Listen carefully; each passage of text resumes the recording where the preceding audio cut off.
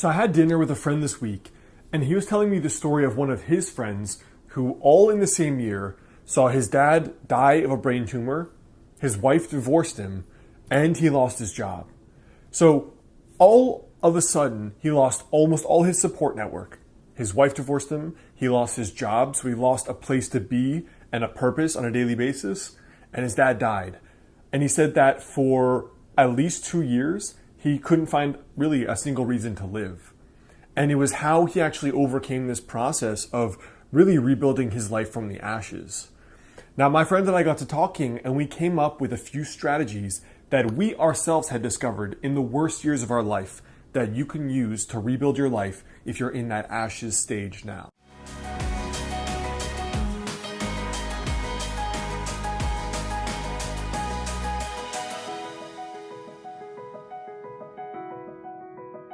What's up, guys? Alex Hine, author of the book Master the Day. Now, the first link in the description is for a free goal setting worksheet.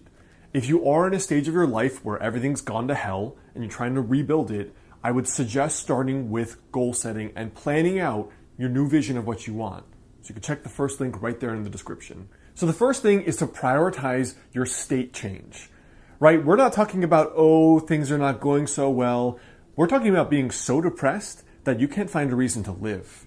We're talking about being so low that you wonder if things will ever get better, to the point where getting hit by a bus would be a nice nap, would be a nice feeling of relief.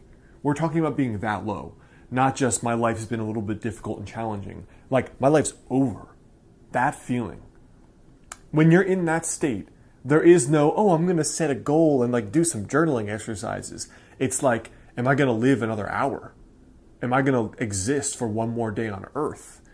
How do you get through to that? Because that is not just, I'm in a funk.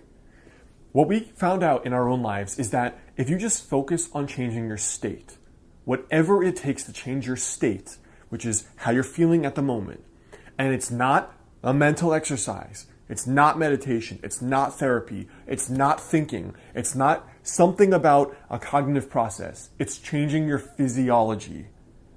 For me, the things that I've done when I'm in that state of being so low is actually this kind of shaking Qigong that I've shared here in my morning routine video, where what I actually do is I shake for 20 minutes with a timer, and as I'm going through that 20 minutes of shaking, I'm actually going through a process, which is I go through 3 awesome memories I've had in my life.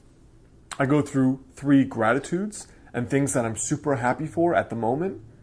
And then I go through 3 results or 3 goals or 3 things that I want to attract more in my life.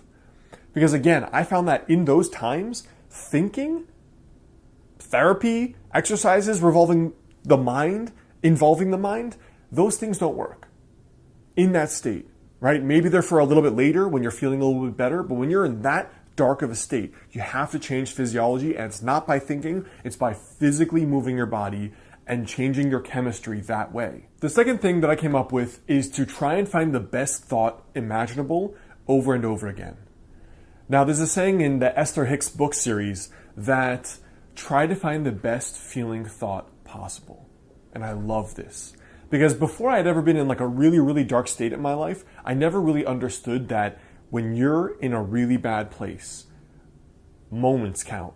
Right now, it's, I can't get out of bed. I can't eat healthy. I can't eat anything. I can't sleep.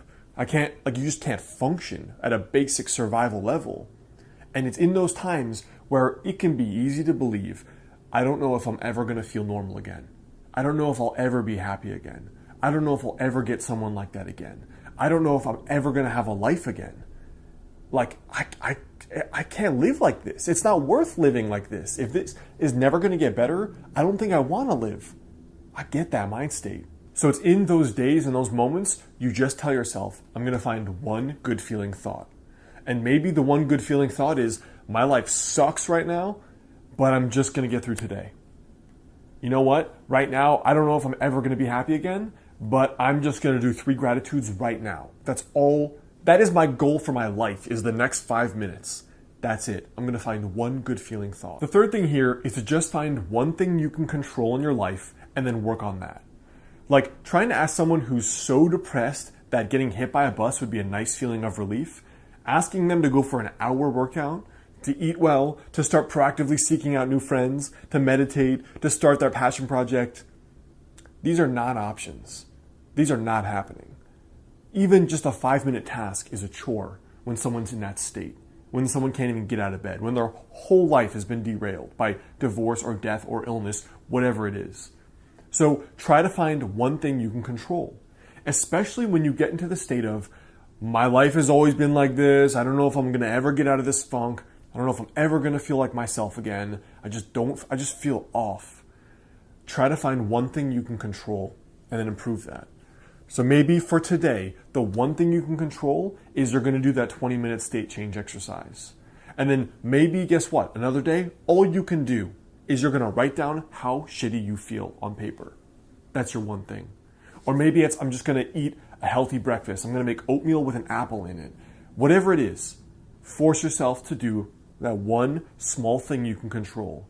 Because when things happen to us and they feel like it was something out of my control that I never could have predicted, it is easy to just give into this feeling of powerlessness. And so maybe in this long state of powerlessness, you just choose one thing you can do. Maybe it's go for a brief walk, and that's your win for the day. That's all you do. So I hope that helps you guys. These are the 3 strategies I came up with a friend, reflecting back on our worst years of life, when you're truly so low that low doesn't even begin to encapsulate at all the state you're in. And I can't imagine what it must be like for people to go through that for a prolonged period of time and not just a day or a few days or a life phase.